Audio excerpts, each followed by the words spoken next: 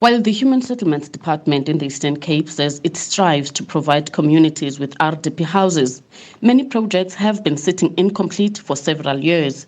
People on waiting lists include victims of natural disasters that took place more than a decade ago, while others are those who struggle to make ends meet.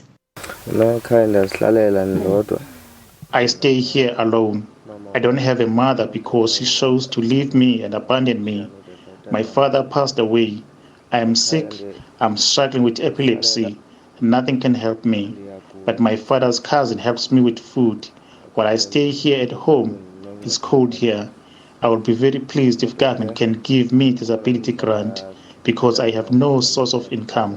I would also love to get a house.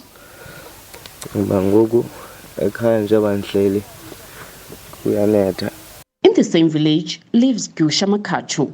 He suffers from mental health and speech disorder. He applied for an RDP house a few years ago, but he's still on the waiting list.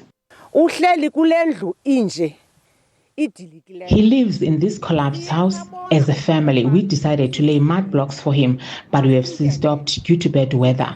I know he has applied for an RDP house, but we don't see any progress. He also applied for the COVID-19 relief fund, but that also has not materialized.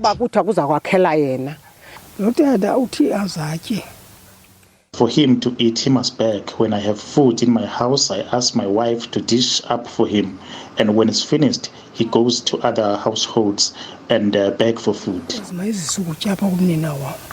The Human Settlements Department says action will be taken against officials who failed to spend the allocated money for housing provision. The consequence management is in place.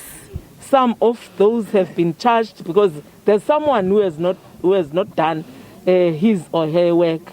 So the HOD and the entire top management are handling the issue. We know that the CFO of the department is on suspension as we speak.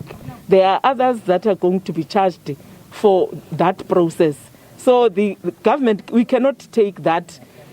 Government commits to provide services to the communities, and yet there are people in the administration that are hell-bent in stopping that from happening. Officials say several incomplete housing projects are due to short workmanship and the houses are yet to be fixed.